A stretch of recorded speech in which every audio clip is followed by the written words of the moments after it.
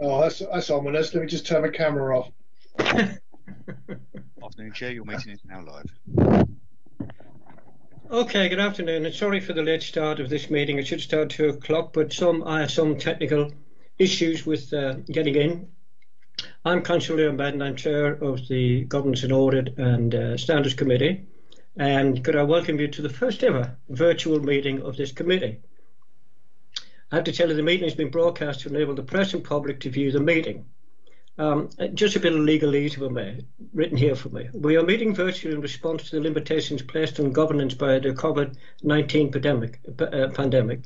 For the purpose of this meeting, the City Solicitor has advised that pursuant to Section 78 of the Coronavirus Act 2020, this meeting will be run by reference to the model standing orders as set out in the local authorities, brackets coronavirus, close the brackets, open brackets, flexibility of local authority meetings, close the brackets, regulations 2020 number 392.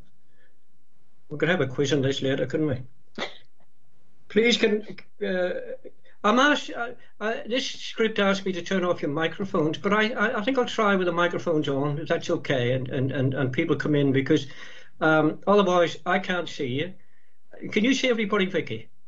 No, Chair. I've got 4 screens on mine, and then I've got a bar below which shows all the participants. Yes, and I don't know. So, Chair, I'll be keeping mine muted because I've got building work going on outside, and you don't want to be hearing it. Okay, thanks, Judith. But it's only just come in rather than muting and unmuting. But I watched the planning the other day, and it was an absolute shambles in the screens freezing and people forgetting to put the microphone off, whatever. So I just thought we'd try it this way today. So keep your microphones on if you're happy with that. So could I now ask all the members to introduce themselves, please? Shall I do I don't know how to do it. Simon.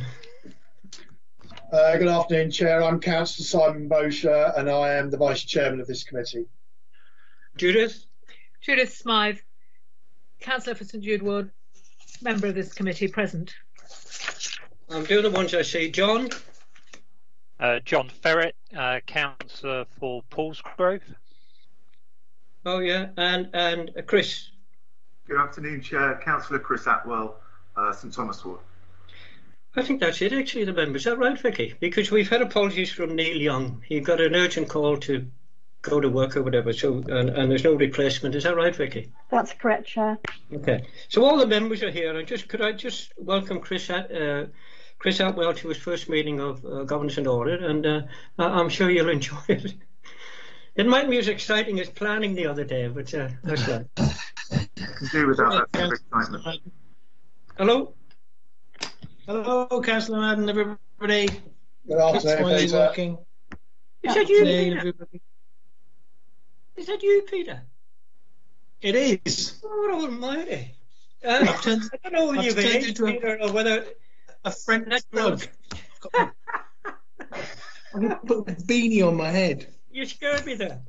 Could I ask? I've got tattoos and everything. Could I ask any members if there's any declarations of interest? No? Okay.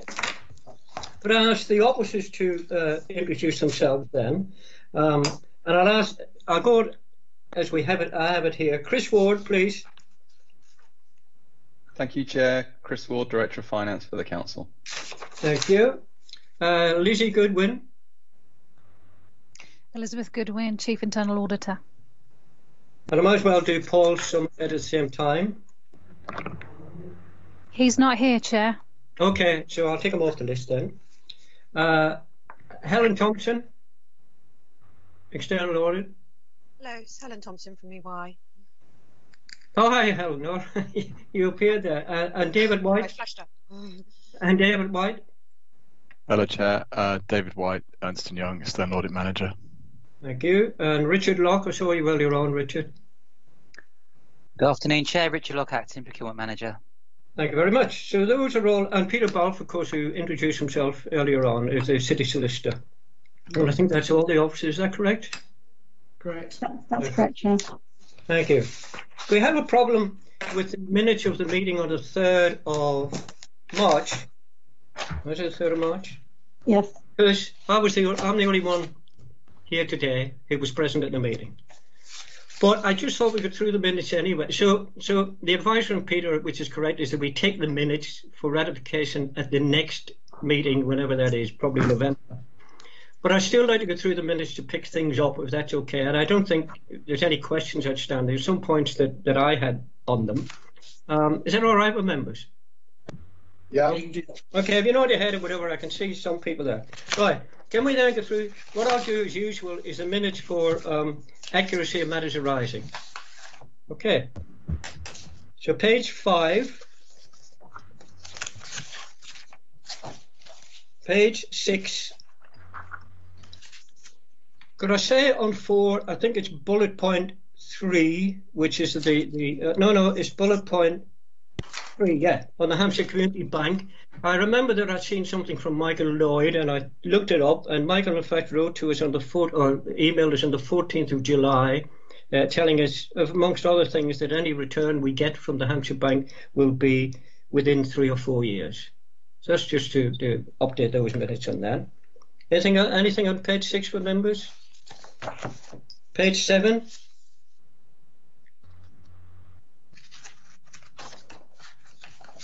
Page 8.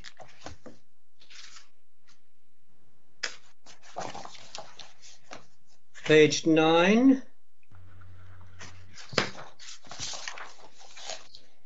Page 10. Page 11. Page 12. And just to note that the Standing Order 32 went to Council and was agreed to Council on Tuesday. Page 13. Page 14. Page 15. Are they agreed, members? Are you happy with those? Yes, I am. Yeah. Yeah. So that's done. I just expect to sign these at the next meeting, hopefully.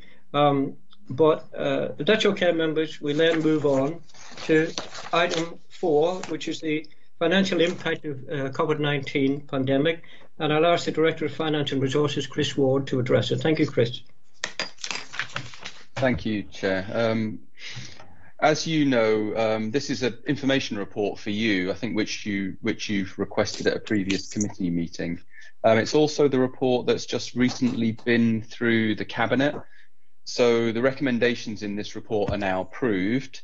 But just to take you through some of the key points, if I may, I'll return at the end to a latest updated position, because at the time of writing this report, the funding from government was at a point in time, and there's been a more recent announcement around a third tranche of funding from government, which I'll update you on at the end, if I may. So the key points, really, certainly in terms of the financial impact, are that in overall terms, the Council is experiencing estimated additional costs associated with the pandemic of about 15 million. In addition to that, we're forecasting that there'll be lost income of a similar sum of about 15 million. And then in addition to that, potentially lost funding, which relates to council tax and business rates of around about 2 million. So altogether, an overall financial impact of £32 million, but offset by the funding that we've received from government to date in 2 tranches, amounting to £12 million in total. So that leaves us with at the time of writing, which I'll come back to at the end, as I mentioned, a shortfall of forecast shortfall of about £20 million. As I've set out in the report, the forecast is uncertain. It's uncertain for a number of reasons. One, because I don't think anybody at this stage understands the overall impact of the pandemic, the speed at which all relaxations will be implemented, and what the overall impact that will have on the economy will be. And obviously the council will be impacted by that in a number of ways. Secondly, and certainly at the time of writing, we were anticipating there'd be further government support, but we didn't know what it would be or how much it would be. So that was a further uncertainty. And I think the other thing to mention is that at this stage, our financial forecasts do not anticipate a second wave. If there is a second wave, obviously that will have a financial impact, but equally you would expect government to provide some support, some financial support if there was a second wave too. Whether it would cover it in total, we don't know. So in that context, that the financial position is very uncertain, we still have an obligation to plan responsibly. You'll appreciate that financial resilience for the council is actually the foundation of providing sustainable and reliable public services. Without financial resilience, then the ability to operate is really quite chaotic. So we do have that obligation to plan responsibly, even if the position is very, very uncertain. We don't have an option to say, because we just don't know, we shouldn't plan. So the proposal to Cabinet was to approve a strategy which could see the council through these uncertain times and have the ability to invoke a strategy or plan if indeed it had to, once the position became much, much clearer. So the proposal to Cabinet, which they've accepted, was that in relation to that £20 million shortfall, we would earmark £5 million from the council's corporate contingency. We would earmark a further £5 million from the council's medium-term resource strategy reserve, which you'll probably be aware is our spend to save reserve. That would leave just £3 million uncommitted in that reserve. And then the balance, at this stage, 10 million, we would seek to look at the capital programme for schemes that obviously are approved, and at this stage put them on hold to the value of 10 million. And then, but that's not to say that those schemes are deleted. It's just to say that they are on hold until such time as the position becomes clearer, after which those schemes could be taken back into the programme and proceed if the financial position isn't as dire as we've forecast at this stage. So that's really the essence of the strategy that has been approved by Cabinet. What I would like to say is, since that report was prepared and approved, we have had a notification from government about what they were originally describing as a comprehensive package of financial support for local authorities. That comes in 3 parts. So the first part is additional funding for our costs. And you may well have heard that nationally that amounts to a further 500 million that's been allocated to local authorities. Portsmouth's share of that is 2.1 million. So if we return to the numbers, that would take our £20 million shortfall down to 18 or 17.9.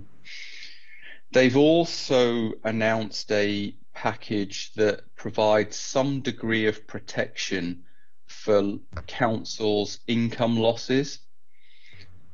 So they're not suggesting that they will cover all types of income losses, but in terms of the information that we've seen so far, and it's not fully detailed at this stage, government have mentioned losses of income from car parking, losses of income from what they term cultural assets, and they've also mentioned that it would cover losses of income that we normally enjoy from leisure centres. So you'll probably be aware that we've got an agreement where our current leisure centre provider provides the council with a level of income every year.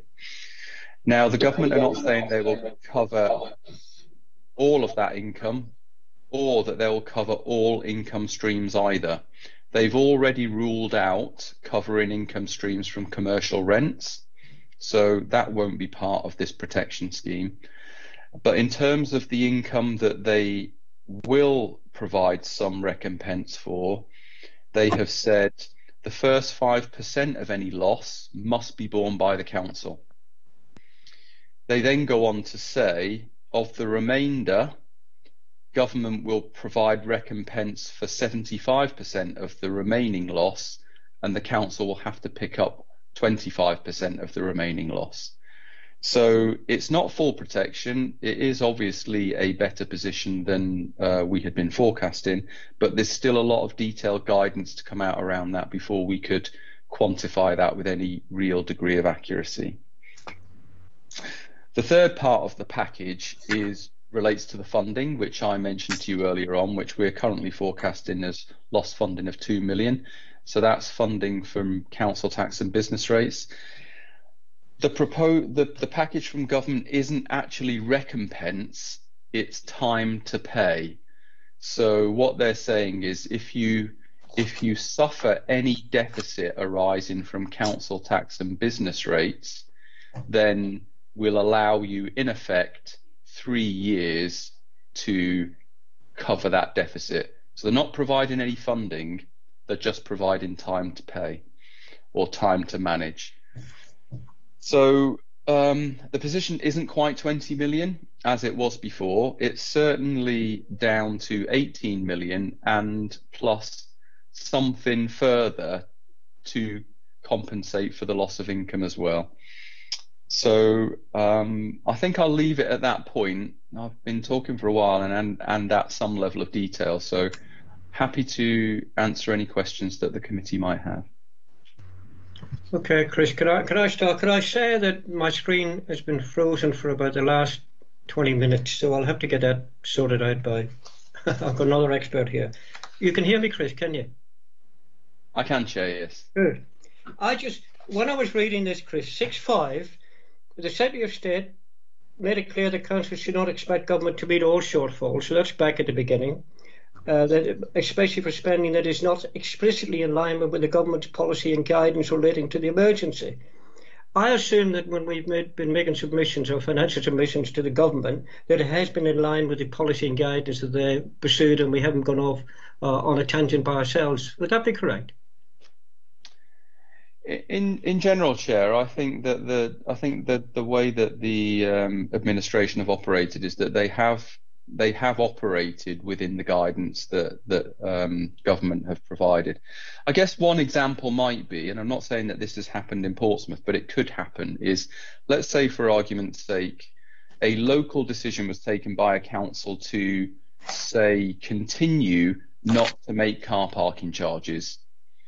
That would probably, in the current climate, be against the government guidance, and that would probably be deemed as a local decision. Okay. Or if councils, for example, said, now that there's the opportunity for leisure centres to open back up, albeit with restrictions, if a council chose not to open up its leisure centres, then that would be a local decision, and the government wouldn't provide recompense for that. They're just examples. I'm not saying that that's what would happen, but they're just examples of where local decisions could be taken that may be different from the government guidance, and I don't think government would expect to recompense councils for those types of local decisions. Chris, could I just ask then, so it was 20 million according to the report, it's now down to 18 million or thereabouts. Have you any idea what and then there's the funding which you mentioned, the 5%, the 75%. What would you, on that, and you may not have all the information on it, but what would the deficit be by the end of the year then? Have you any estimates on that? We haven't worked through it, but I mean, if you asked me to take a stab at where it might be if we also considered what the level of income protection might be, I think it would probably be at least 3 million. So that would take us down to about 15 million. I wouldn't want to go further than that at this stage, because certainly one of the questions that we need to go back to government on is, how would this relate to, for example, losses of income at the commercial port? Because there are not very many municipal ports in the country, and obviously that's not therefore part of the guidance that's been distributed so far. And for us, at the moment, the losses of income at the commercial port are about 3.4 million. Yeah. So it's certainly sizable. Okay, thank you. Simon, are you there? I'm here, yeah. Can you take over and I'll try to get back in again? It's okay. Okay, no problems. I'm going to leave now because you're all frozen on me. Thank you. Thanks, Simon. No problems. Serious problems. Has he gone yet?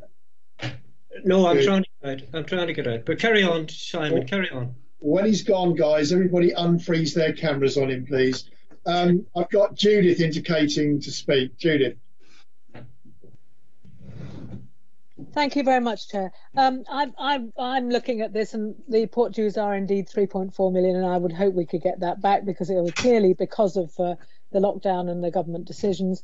Property income, you said, was in doubt, and I think we're going to have a chance to talk about that later on today in the meeting. Parking income, you said, might be allowable. HRA, you didn't mention, nor what other income at 2.8 million might mean. Yeah, it's a good point, actually, Judith, or Councillor Smythe, I ought to say in this forum. The HRA, that is something that we are lobbying government for a response on. They've been very silent on the housing revenue account at the moment. So yeah, it's a question. That's a question that's been posed to government. Other income, it's a number of things really. So for example, it's D-Day Museum, other things from regulatory services, so for births, deaths and marriages. There's a whole range of things within other income, some of which I suspect will be included and others may not be. The terminology that government are using at the moment for income is sales, fees and charges, but they have clearly ruled out, as I said earlier, on commercial rents from property. I can see that. So yeah, sales, fees and charges is the general terminology that they're using at the moment. So if you need any support on the port situation, there are a number of us who are on the Port Advisory Board who would be happy to support a strong application for that. Yeah. Thank you. I'm hopeful that we'll get positive news on that because we're not completely unique, and it is a genuine part of the council's operation. Okay. Any other questions, members? Chris. Thanks, Simon, Chair. Right. Chris, given that the reports about the financial impacts of the pandemic, we've done no modelling for a second wave. Is that right? We have done no. What I ought to clarify is we have done no financial modelling of a second wave. In terms of the council's wider obligations to plan through the Local Resilience Forum, which I'm sure you'll know is a forum that includes Portsmouth, Southampton, wider Hampshire and the Isle of Wight, they are obligated to plan for a reasonable worst case scenario, just so that there's an ability to respond in that eventuality. That doesn't necessarily flow through for us in terms of planning for that in financial terms. We tend to plan in financial terms for what we reasonably expect. So we actually don't reasonably expect a second wave, because even the reasonable worst case scenario, that is founded on the assumption that there's no further government interventions. And I'd be surprised if there weren't any further government interventions in the event that infections started to rise. So it's just that I was in a all members briefing, I think 3 weeks ago, when we were told to expect a second wave, or certainly an upturn in October and November. I think if it gives comfort, if you, in terms of the strategy that's proposed, part of what we've put forward and has been approved is that we earmark half of the contingency for what we know now, but it does leave £5 million of the council's corporate contingency intact. And that was a very deliberate thing, because COVID-19 will not be the only risk that the council faces. There is a potential second wave. We've deliberately, obviously, not ventured into the realms of using the council's general reserves. So the council has general reserves of 20 million. It must keep 8 million aside as its minimum level. So there is headroom of 12, but there are other reasons why you would only turn to general reserves as a last resort. And in a second wave, you can quite conceivably believe that you would be in last resort territory at that stage. So there are other options for the council in the event that there is a second wave, but they are very, very unpalatable ones. Thank you. Thanks. Can I just interject here quickly? And it's not a question, Chris. Judith and Chris, you put your hand up icon. I think you have to click it again to take it away. Yeah, I know you're next to speak, Judith. Could we perhaps do it on the chat with a request to speak? Then I can see it, rather than if you don't put your hand down, I'm not sure whether you want to come back or not. Okay, Judith. Sorry, Vice Chair, could I just interrupt? We've lost Councillor Ferret. He's trying to get in, so we've got 3 members at the moment in the meeting. What do we need to be quorate, Vicky? Only 2. Right. You can carry on. Yeah. Michael. Okay. Grip those cords, guys, and make sure they're connected firmly to your laptops. Okay, Judith. My question is this. I mean, there's a tremendous amount of granularity hidden behind these figures, and that's great. And genuinely, not that we've got the authority to approve this, I both understand this report and would have approved it had I been on the cabinet, which I'm not. I just wanted to ask if there were any significant areas of this work, when you look at the granularity, where we actually saved money during the COVID pandemic and are likely to continue to save. And whether, and obviously that they're offset in this report, but were there any savings? I know you moved some staff into other roles, for example. Yeah, moving staff into other roles hasn't saved the council any money. It's potentially avoided a further cost. Let me put it another way. Were there areas that genuinely cost less during the pandemic? Yeah, I mean, the council has, I think you may know, Councillor Smythe, we did put a number of staff on furlough. So there has been some savings associated with that, and they are obviously areas of the council's operation that relied genuinely on external income in order for their services to operate. So the D-Day Museum, for example, there was a small number of port staff. I think we had some parking staff that we were able to put on furlough. So there are some areas that the size of the saving isn't huge. We will have some savings associated with home to school transport, because a number of those children that were taken are obviously taken through taxis. So there'll be some savings on home to school transport.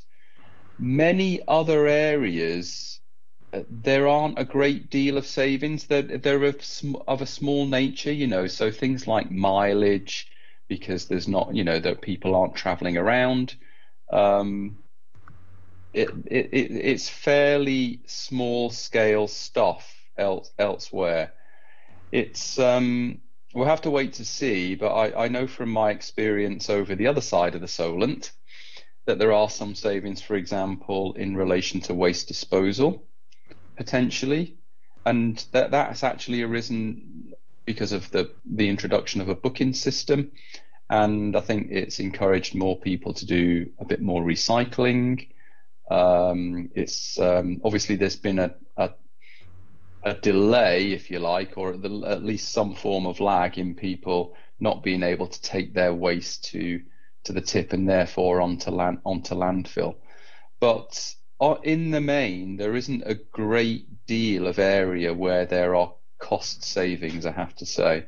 And I mean, Richard would be able to articulate this far better than me, but there is public procurement notices that have been issued from government that essentially say, particularly for your larger contracts, or for all contracts for that matter, that you ought to basically continue to pay even if there's service disruption. And that's because you don't want those contractors to have business failure and not be ready to stand up their services as and when things return to normal.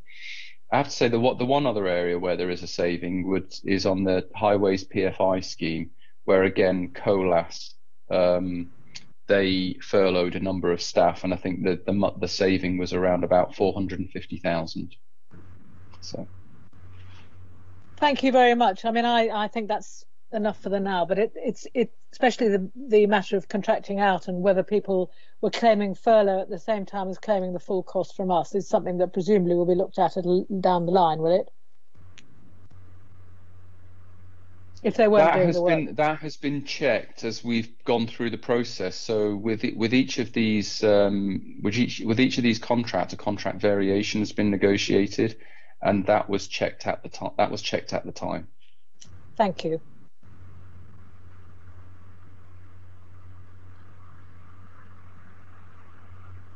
You're on mute, Chair. Not now. Any further questions, members? Welcome back, John, if you're still here. Councillor Ferret was briefly back, and then he's lost the connection again. Okay, well, members, I think we're asked just to note that report. Are we happy to just note it and move on? Thank you. Okay. The next one is the draft annual governance statement. Who's introducing this one? Peter? This is going to be Lizzie Goodwin. Hi, Lizzie. How are you? I'm fine and dandy, thank you, Councillor Bowshire. I'm going to be the lovely Kelly Nash for the next 5 minutes, if that's okay, and if I can live up to Kelly's professionalism. No problem. Far away.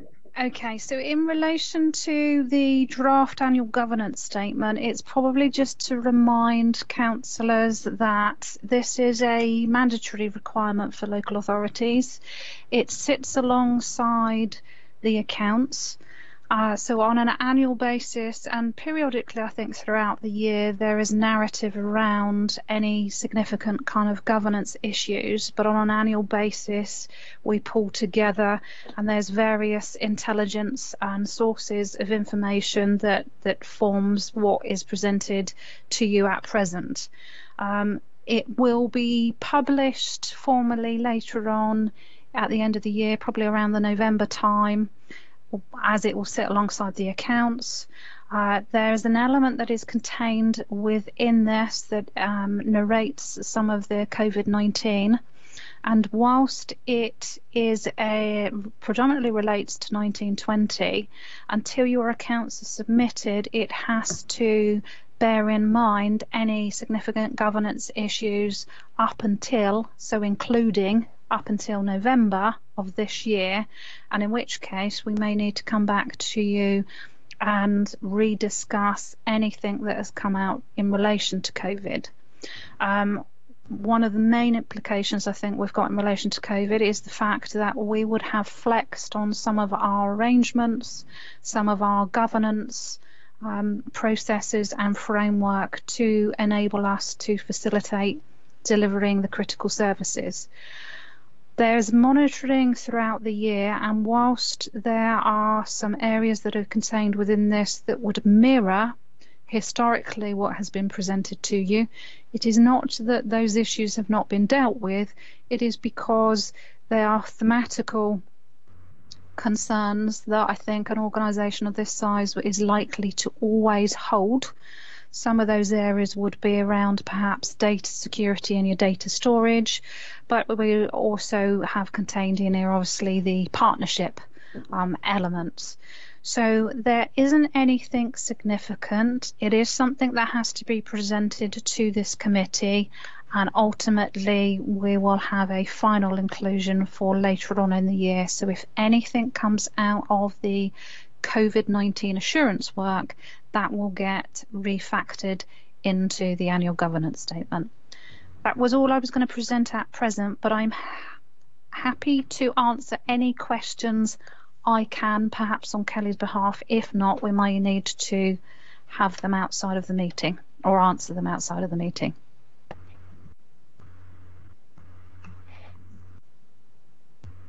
Question?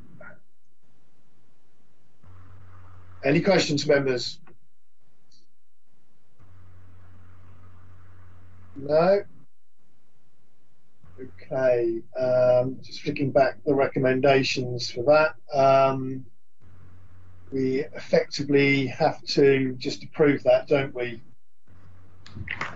Yes. Yes.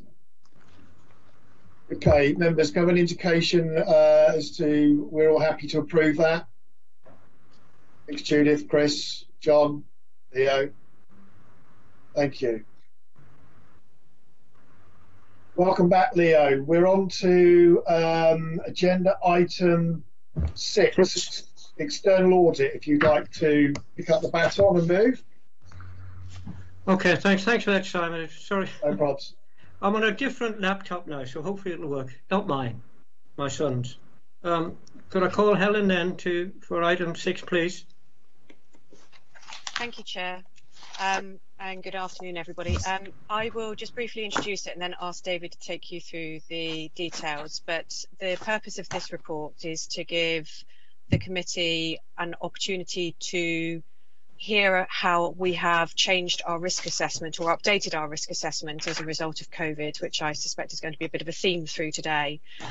So we presented our audit planning report to the March committee meeting, but obviously things have changed for us as well as for you.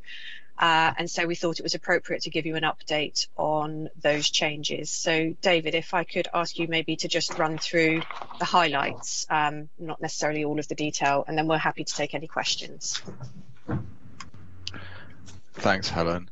Good afternoon. So if I just focus on those parts of the report which discuss the sort of changes in the risk assessment, because we have also reiterated some of the other risks which were in our audit plan, which we don't judge to be affected by COVID-19. But the first one, which is on page 56 per the reports pack, which is the valuation of investment property. This was already what we deemed an area of focus for the audit, but it's now been increased to a significant risk area. The impact of COVID-19 means that there is greater potential uncertainty in the valuation of assets which are valued at the 31st of March with reference to market factors, which is how investment property is valued. And RICS, the professional body for property valuers, has issued guidance to its members which says that that should be recognised in their reports with the recognition of a material uncertainty around those valuations.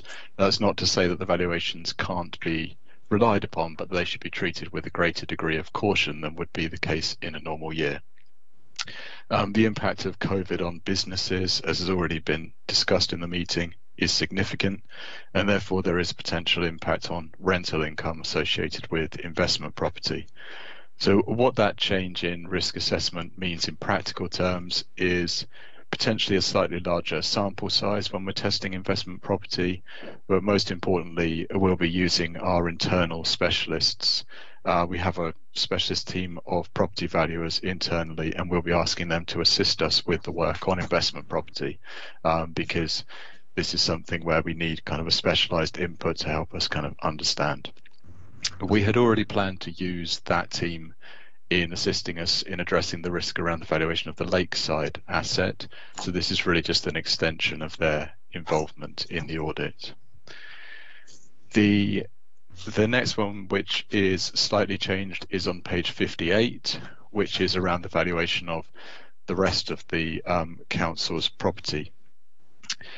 So the impact here is not expected to be as significant as on investment property because of the nature of how the valuation of some of the council's property portfolio is carried out.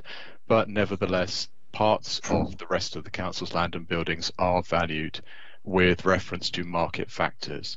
So we need to undertake some additional work to understand the split of the different valuation methods to again look at that material uncertainty, and if we judge it to be necessary, again we will use our property specialists to help us with a sample of the valuations where the valuation is based on market factors. The next area of increased focus is on page 59 per the reports pack, and this is around going concern.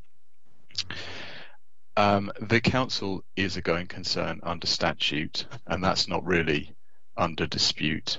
What this is looking at is the sorts of things which Chris was talking about in his presentation, the impact of COVID-19 on the council's financial position, which is clearly highly unusual and outside of anything which would happen in a normal year.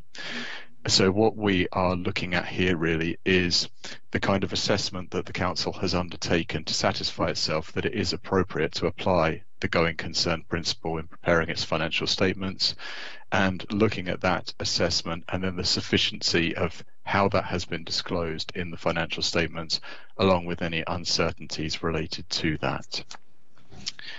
And that assessment needs to go out from 12 months from the date when the audit report will be signed, which is in effect the date of the issue of the final version of the financial statement, so likely to be November.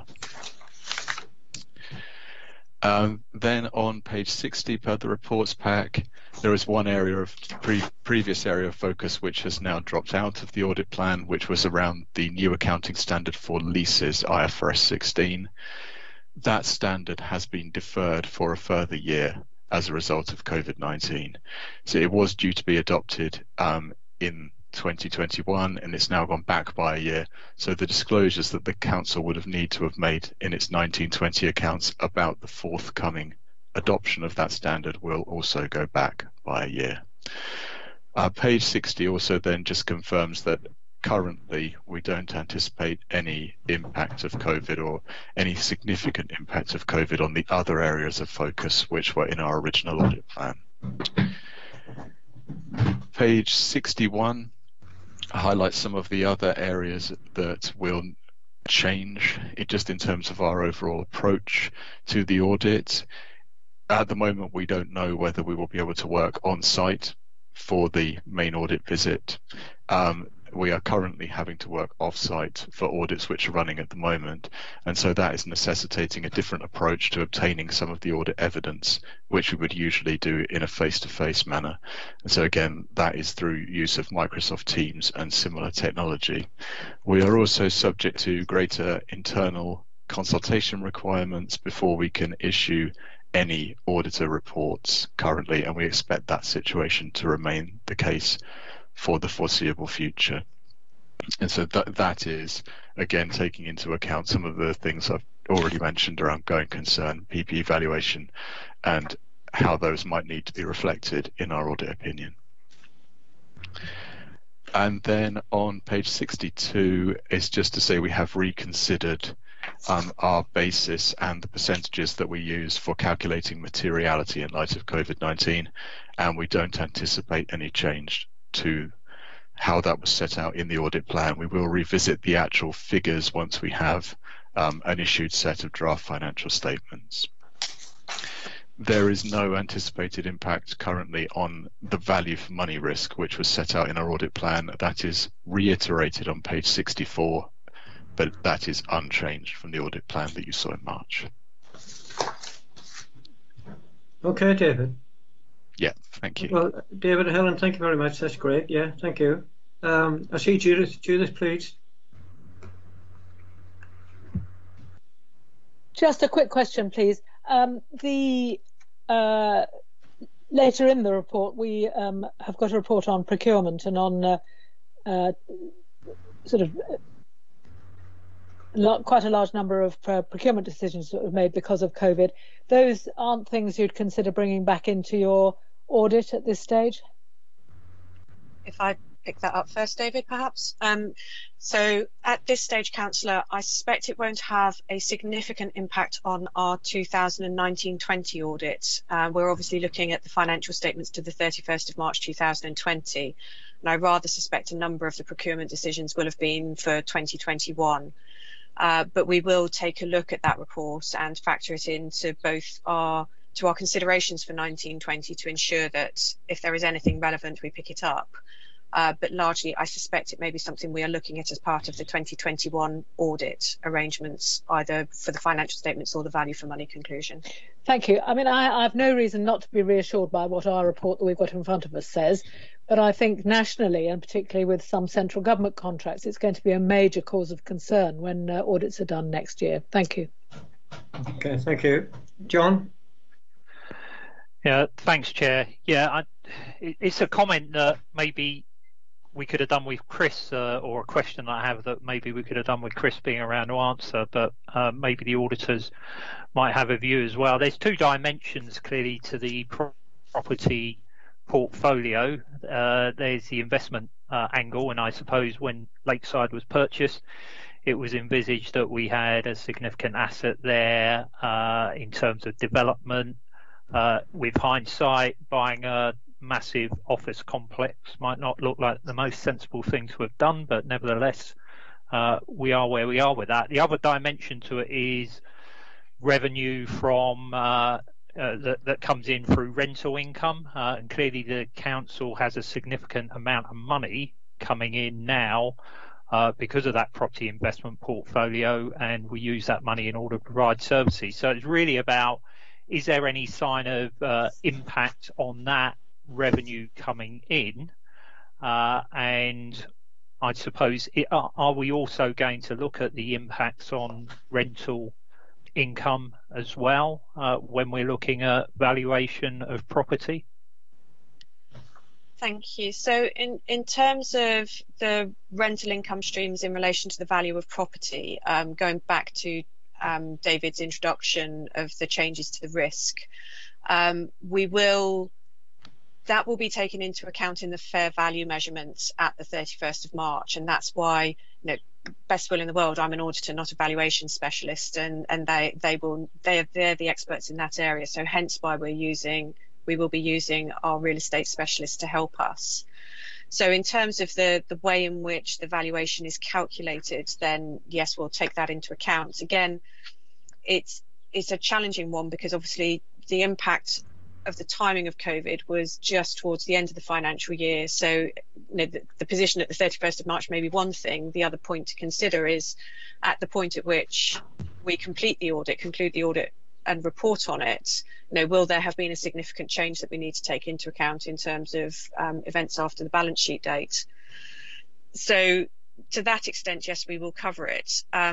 In relation to the Lakeside purchase, we did include that as part of our value for money risk to look at the process through which the council made the initial decision. And as you say, the benefit, at the time at which the decision was taken, we were in a very different world. So I suspect what we are going to be looking at is both how the council reached the decision and was it based on the appropriate information at the time, but also what is the council now doing as a consequence of the change in the sort of landscape post-COVID, I suppose, which we won't necessarily know all the way through. So again, it's a bit of I think part of it will be covered through our 1920 work, but we will undoubtedly return to it as part of our 2021 audit.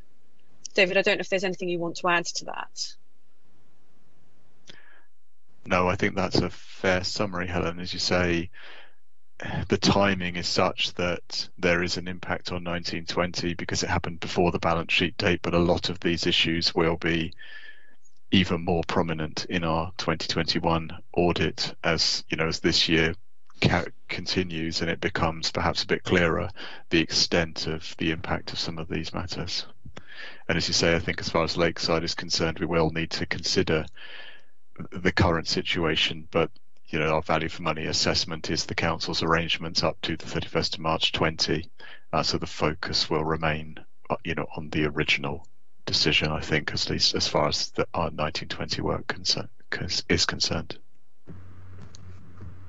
Okay, John. Yeah, that's fine. Thanks. Thank you. I don't see any other hands. Can we then note this report for the agenda? Is that okay, members? Yeah. Thank you. Can we move on? Thank you.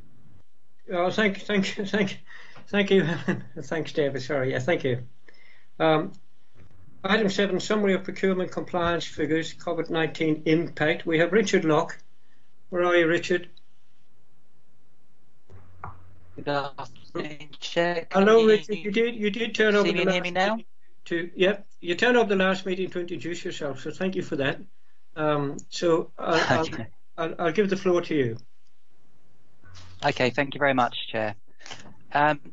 So from the report that I've issued, in respect of the compliance figures, when we take account of waivers, we had to do a fair amount of analysis of the raw results to actually get to a point where to give you the kind of true compliance figure. Once we run through that, it actually came up as slightly higher than the last compliance figure, which I think came from September, when Greg Provey introduced it.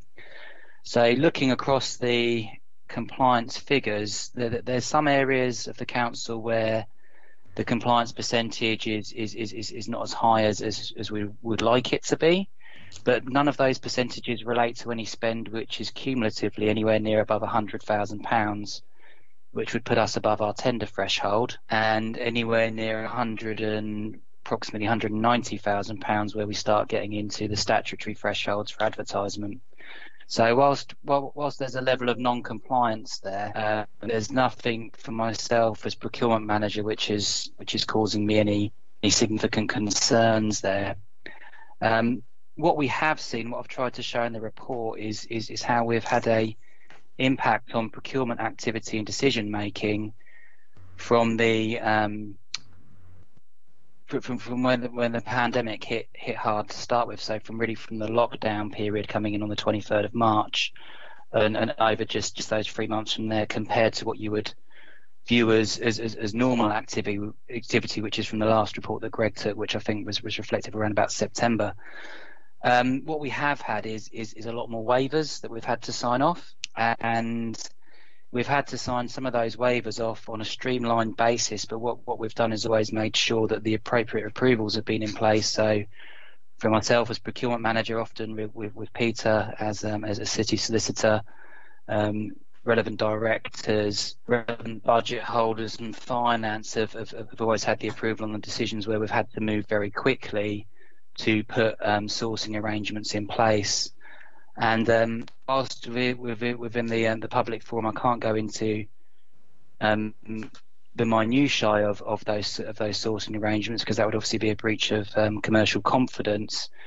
To give you an idea of where those activities are, there has been the sourcing of hotel provision for non-statutory homeless, which has required us moving very, very quickly to source those the hotels.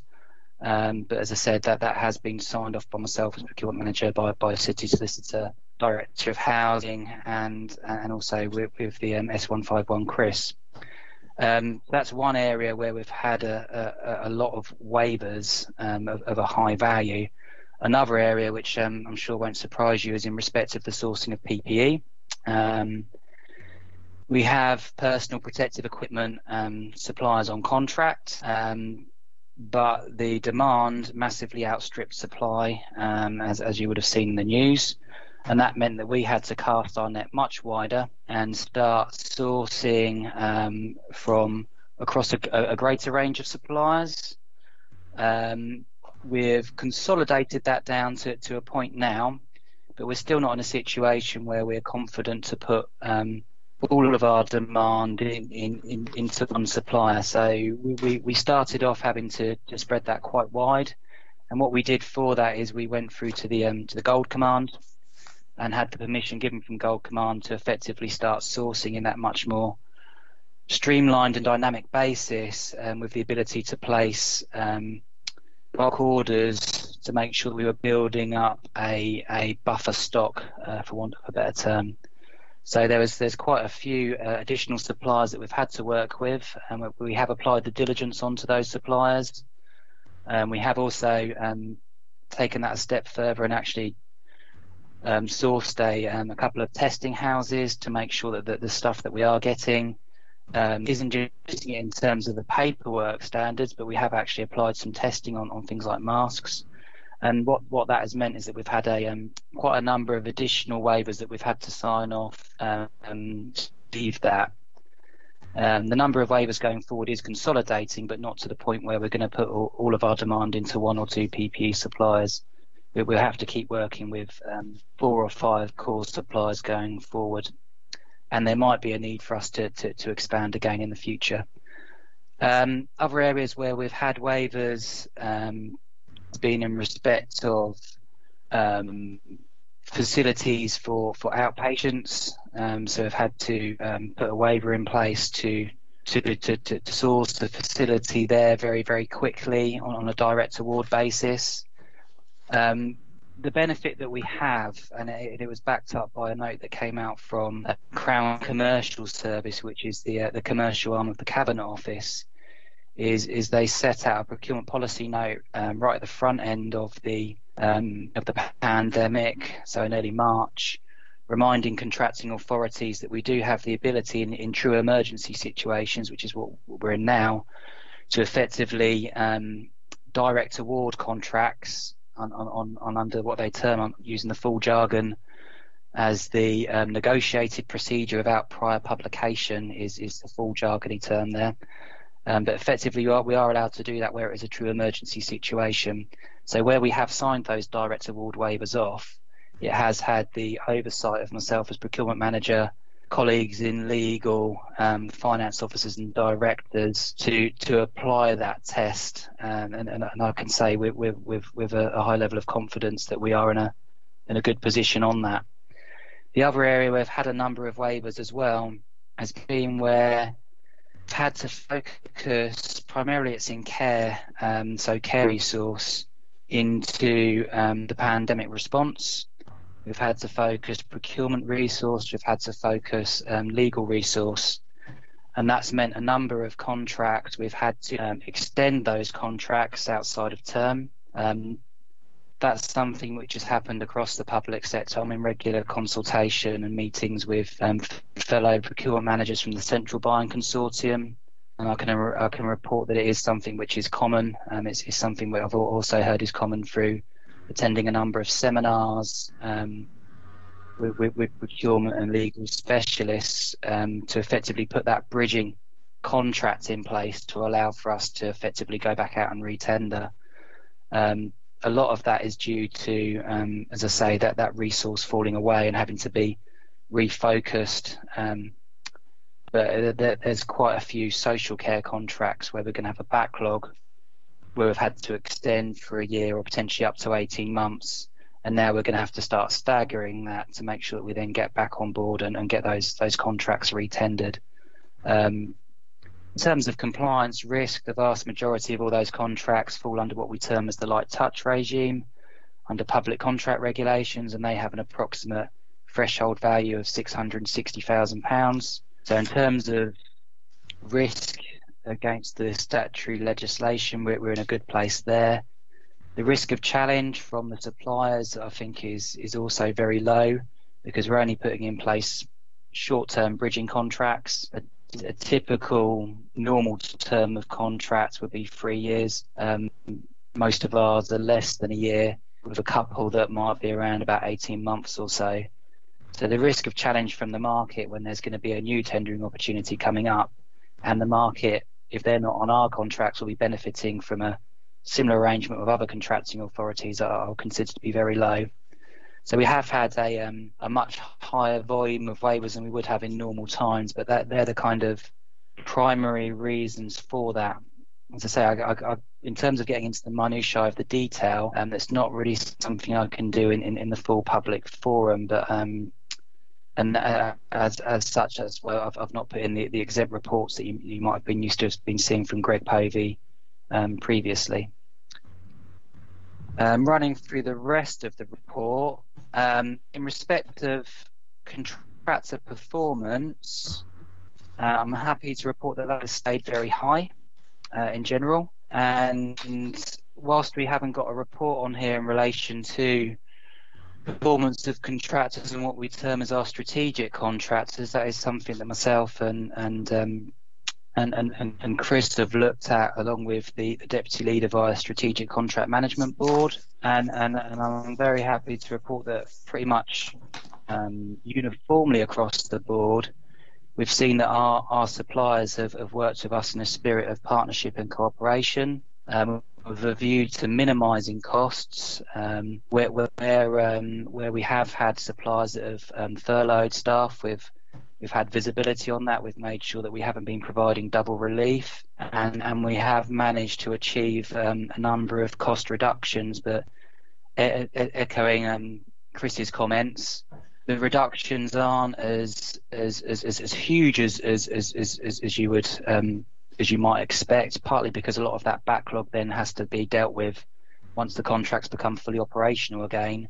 And there has been a direction from central government for us to keep paying on a number of areas, which we have been mostly resistant to be honest. But there's a couple of occasions where we have had to keep paying. But also, majority of cases, we've worked with suppliers to reduce services down, and where the services have continued on, they've worked in a good spirit of partnership and cooperation with us. The one contract that we had as showing as red, that contract has actually now expired. We did manage to work with the supplier to get to the right result in the end, but going forward, we won't be using that particular supplier again. It's not for anything that we would term as a strategic contract. It's not something that we're locked into on any long-term basis that would mean that we're consistently exposed to any poor performance. But again, that is something that if you want me to go into the detail on that, it's not something I'm really able to provide in a public forum due to commercial confidence considerations. Checking against the report, I think that is the main headlines from the report, so happy to pass over for any questions from the committee. Okay, thank you very much, Richard, for that. Yeah, I have John. John, please. Judith next, yeah. Yeah, thanks, Chair.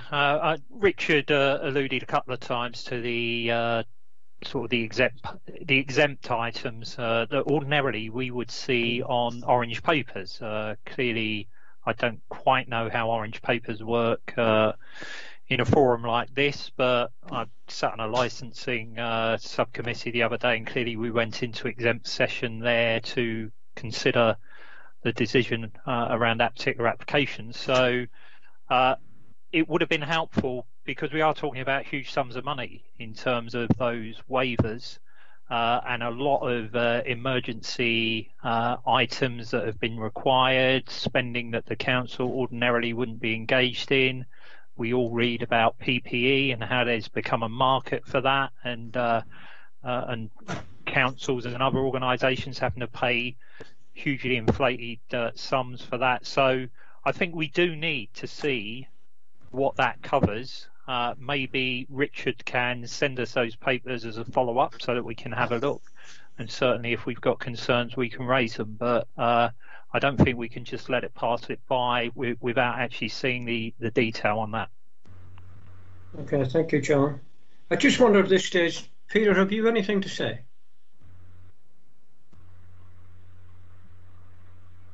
You're on mute, Peter.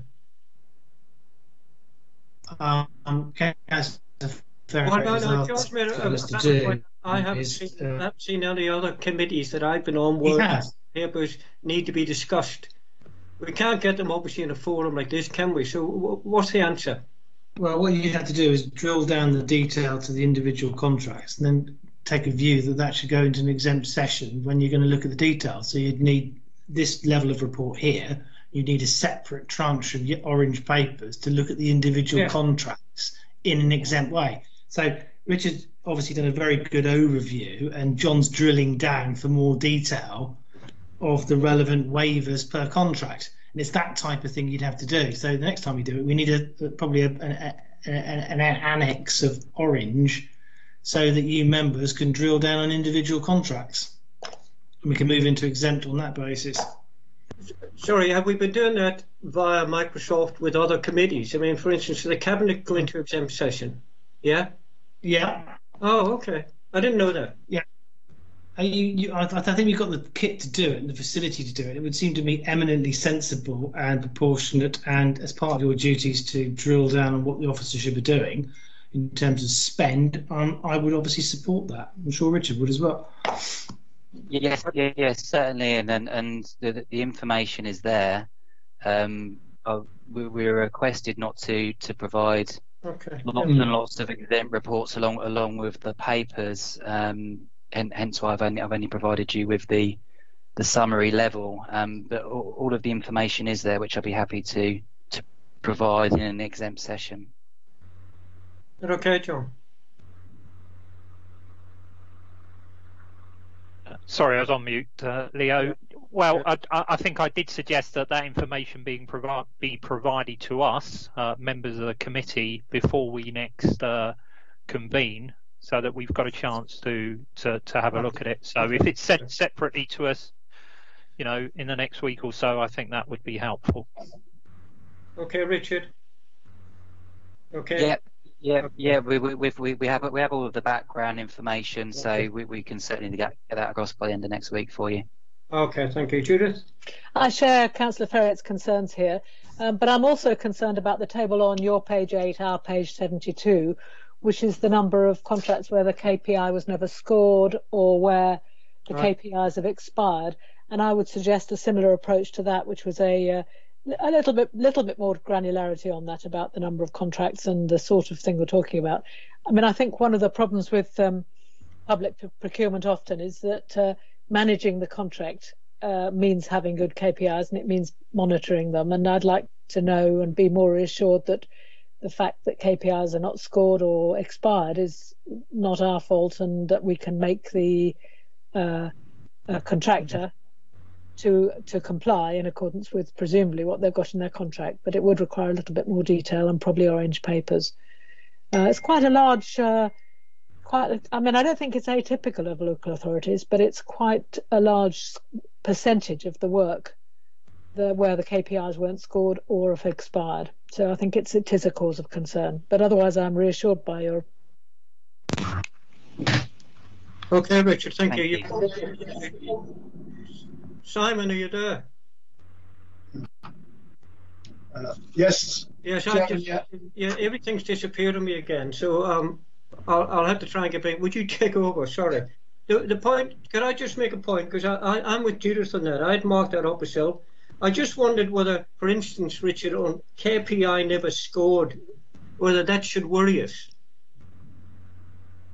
Well, one of the things that it's unfortunately it's something which has been common for a while. And what we need to do is chase up the services to complete the key performance indicators. So we will. Apologies, Chair. Can you hear me again now? Sorry. Yeah. Oh, sorry. Yeah. I'm back again. Yeah. Thank you. Okay. So, in respect to the key performance indicators, that comes off of our Intend system, which we use for contract management. What we will do is we identify those contracts where the records have lapsed, and we will contact the relevant officers to get those updated. I think there's a level of administration which we're going to need to pick back up now that we're in the recovery phase from the pandemic. So that's one of the actions that we will take there. Okay. And of course, Chair, that means we mustn't allow, and I say allow because of course there will be excuses given, we mustn't allow too much leeway for contractors who are taking advantage of the COVID pandemic for less than possible performance. So I think it will involve a bit of dialogue with people about whether they're getting away with things here and making excessive profits out of work not done and using COVID as an excuse, or whether or not that it is a genuine cause for concern, and we need to make sure a valuable provider is kept on board. So I do think a little bit more management over this period is quite important. Memories are short. If we leave it a year to do it, people will have forgotten. Certainly. And as I said, with myself and Chris and Councillor Pitt via Strategic Contract Management Board, which operates separate to this committee, we did write out to every single manager on our strategic contracts, and we had an update across all of those strategic contracts. And I'd say that from that, it's showing that there's been a good level of contract management, and there's been a good level of performance that we've received from the suppliers, good levels of cooperation and partnership. And I'd also say that in respect of the application of the procurement policy note, which wasn't statutory, but pointed us towards continuing to pay for services whether they're being provided or not, we didn't take that on as a full guidance. We applied that on a very focused basis. So we only really applied that into areas such as social care, where we need that service to continue on to as full as possible, but bearing in mind that those providers are under a significant level of pressure, and we need to keep the cash flow going to them. So that really is one of the few areas where we applied the procurement policy note, and it could be argued that we were paying for services that maybe we didn't fully receive. Across the great proportion of all the other areas, we didn't follow what a number of other councils did, where they took that procurement policy note as compulsory and as statutory, and what we did is we worked with the providers to get to a good level of performance, but not paying for things that we weren't receiving, and gaining visibility in respect of where they were getting relief via things like furlough and other means. As I said, that's something that was fed in Strategic Contract Management Board. It's not something which is normally within the Governance and Audit report, but I'm more than happy to share that information. Thank you. That gives me some reassurance. But thank you, Councillor Smith. Okay, I'm back again. Any other points or questions, members? Everybody okay? Yep. Richard, thank you for that, and thank you. Well done for your first Governance and Audit meeting. Thank you. Thank you. Thank you very much. Thank you. Cheers. Thanks. So can we note that report as per the agenda? Is that all right? Thank you, members. Right. Well, Lizzie's got the next 3 items. So we're now on to Audit Plan 2021 updates. Thank you, okay, Councillor Madden. So the first report I'd like to present is in relation to the audit plan. We would have brought to you the audit plan, I think approximately probably March, and it would have been approved. Obviously, due to COVID-19, I've needed to go back and revisit the strategy and incorporate a number of additional pockets of work that we need to feed into this plan, whilst also bearing in mind the fact that I had a significant number of my team redeployed elsewhere. We stood down a number of our audit activities, but not all our audit activities. We stood down those which required direct access and interaction with customers and clients, but anything we could do behind the scenes, we did. So the plan really is for you to note, and you will see within the plan there are a number of areas that are now scored through. That is because I am proposing that they come out of the plan for 2020-21. There are a significant increase in grant verifications that we're required to submit.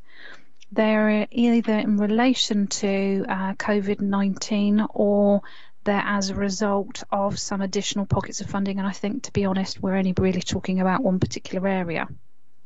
I have discussed any amendments with the plans with all of the relevant directors to state that I was revisiting the overall risk rating, but I think the key message, I suppose, for yourselves is because there is a lot of uncertainty, and because on quite a regular basis we're having additional requests for pockets of work to do, as I said, are either around grants or around assurance reporting that is required for central government, we probably need to keep this year's plan quite fluid.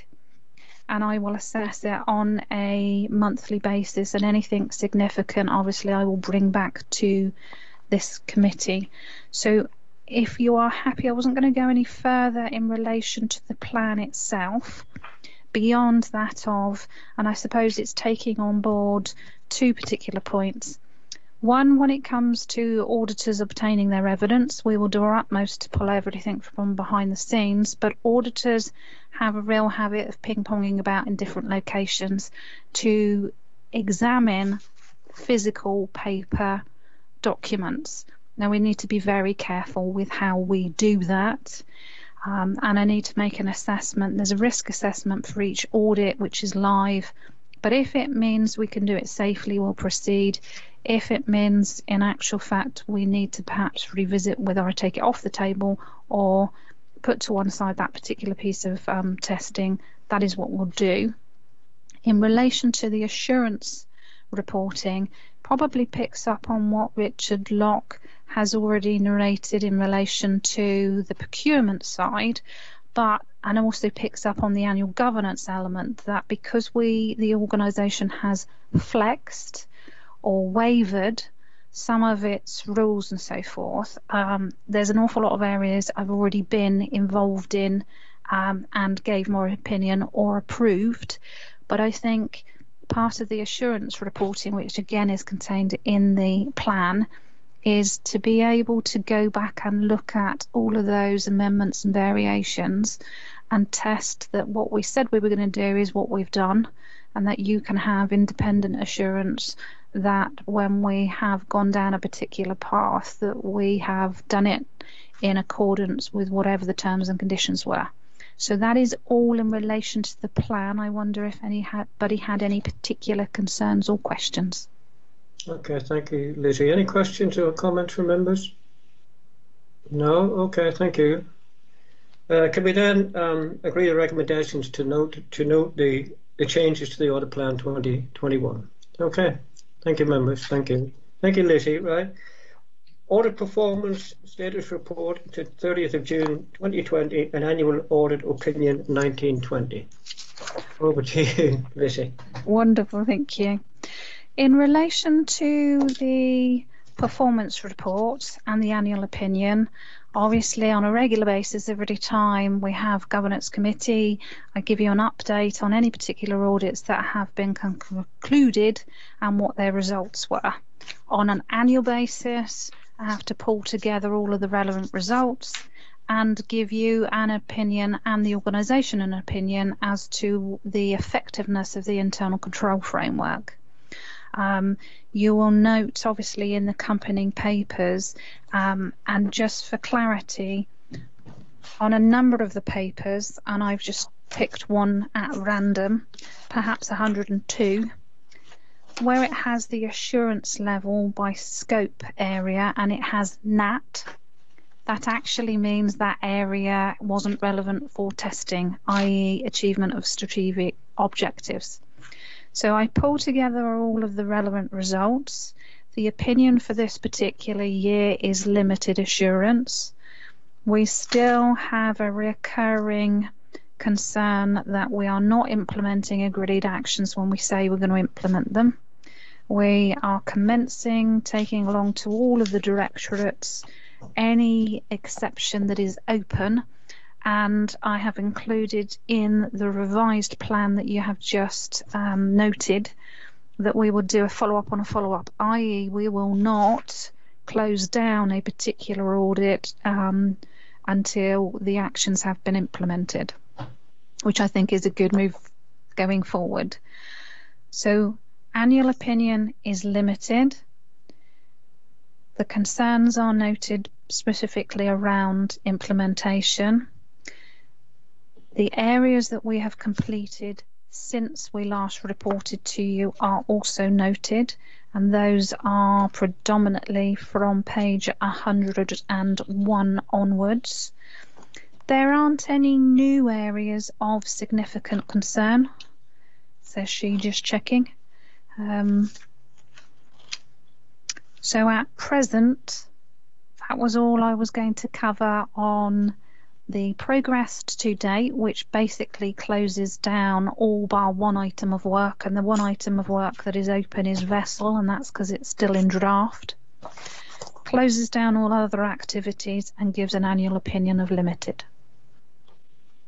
Happy to answer any questions.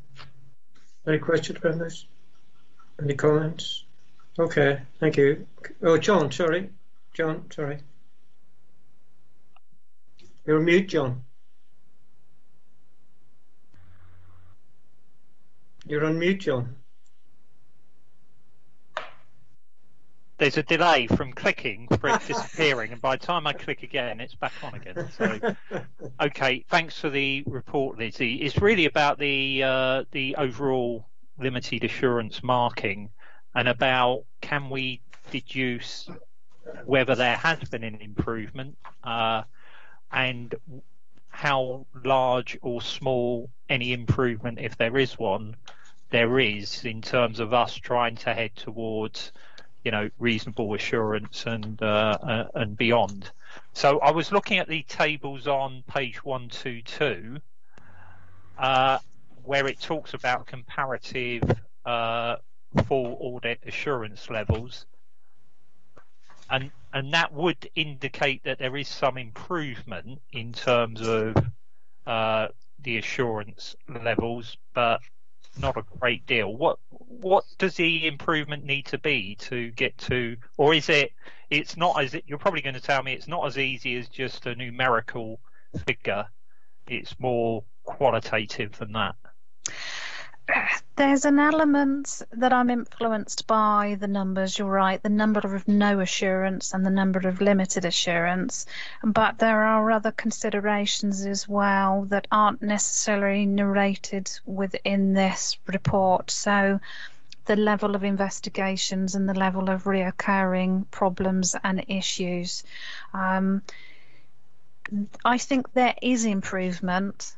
I'm almost caught by my own levels in that limited and reasonable, there doesn't sometimes appear to be a good ground in between.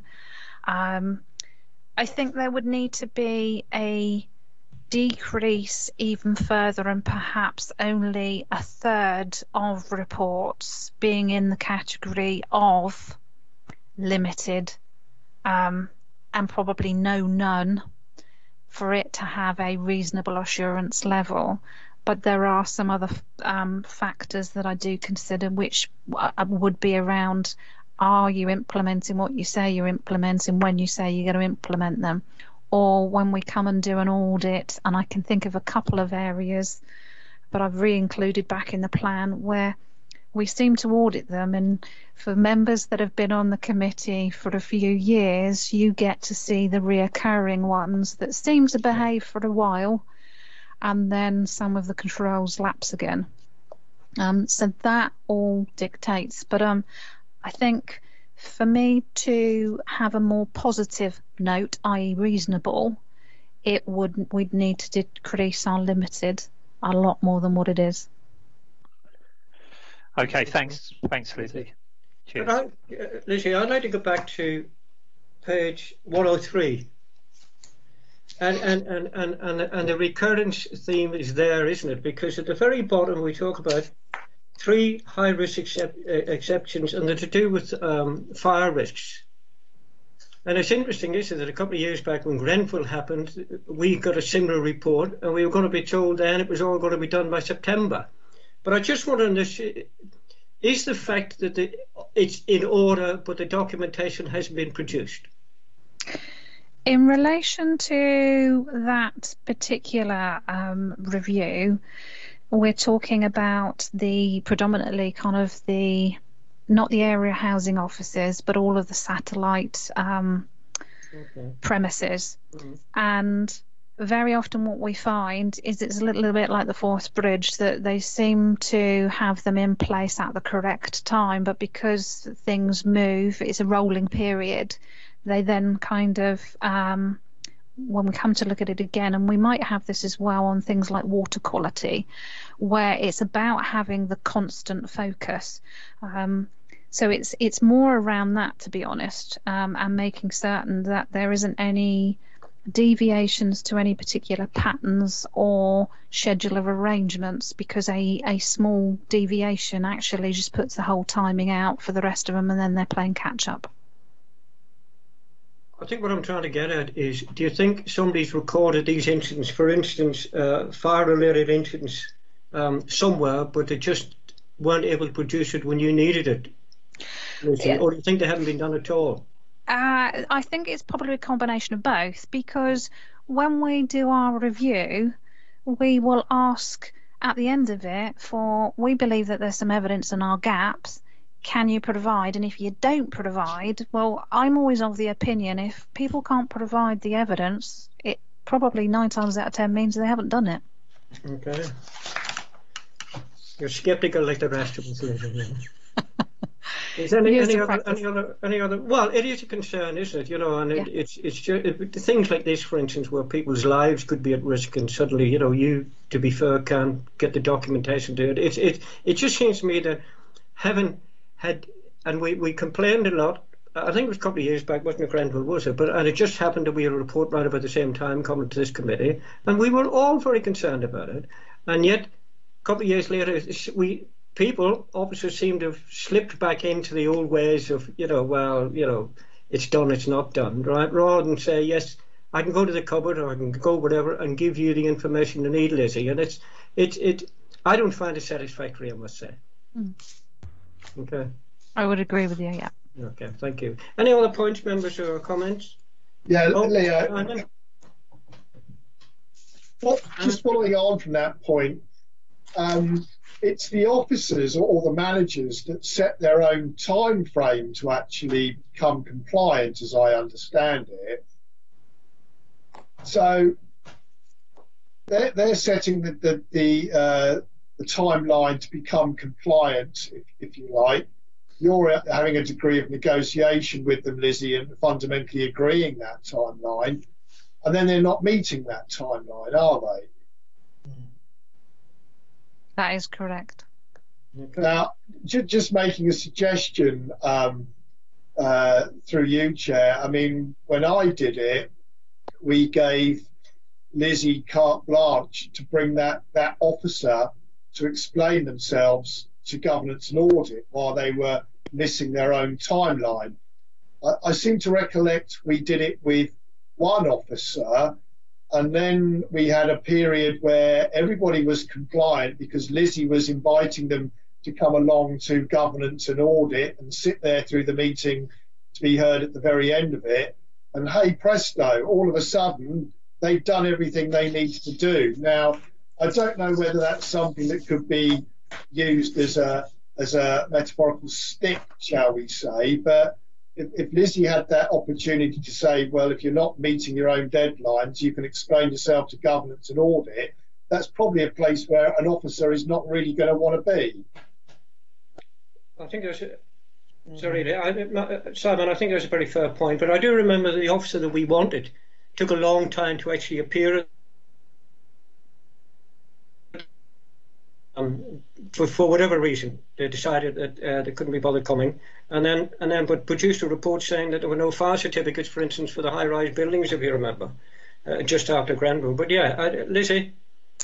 One of the things that may be more helpful to you as well moving forward is that when I bring along a progress report, so the item that Councillor Madden had picked up on, which is emergency procedures, is an initial full review. The implementation date is September 2020, so we haven't done a follow-up yet.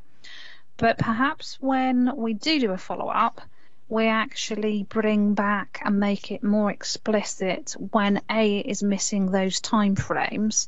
And we have certainly introduced, we need to move away and clearly understand when a service has not implemented it, the rationale as to why they've not implemented it, and bottom out whether, because I need to make certain from an audit perspective, actually the auditors got it right to begin with. And they didn't get it wrong, and the risk that we propose is on the table is actually the correct risk. But if we bring it back to you and make it more explicit with which particular directorates are also consistently not implementing what they say they're implementing, then that also increases the ante in relation to the relevant director. But as I said, each director now will get a position statement that says these are all of the exceptions that we have on the table in relation to your service. Yeah. These are all of the implementation dates. This is when we will propose to come along and visit them. And that the reporting as far as governance and audit and standards are concerned will be increased. And I'm more than happy, if you're comfortable, that I also have the dialogue to say there is an expectation that if you do not meet your implementation dates, that you will need to present to the governance committee as to why there is a significant deviation. There will always be some pockets where, through no fault of their own, potentially, they are unable to implement what they say. But we need to understand if that is the case, and I need to articulate that with you if that is the case. I think that's fair enough. Yeah. Thank you, Lucy. Thank you. Any other points on item 9, members? Yeah. We then, what do? We agree the recommendations on the agenda. Is that okay? Is that agreed? Thank you very much. Just noting, yeah. To note, yeah. Okay, thank you, Lucy. Lucy, we now move on to the... It's the last item in the agenda, but I think members could hang on for a bit afterwards to talk about the next meeting and when that suits you. So it's the Criminal Finance Act 2017 Tax Evasion Policy. Lucy. Thank you. The Act actually came into force in 2017, and I don't know for members that have been on the committee for a little while and whether they remember when the Bribery Act came in, where it put relevant conditions and the onus on organisations, i.e. local authorities and a number of other organisations, to have robust arrangements and a framework for how they make certain that they're doing their own steps to combat against any bribery. Well, the Criminal Finance Act, or tax evasions, is of a similar nature, where it is trying to hold us culpable potentially if we don't do our own checks and balances and have certain arrangements in place.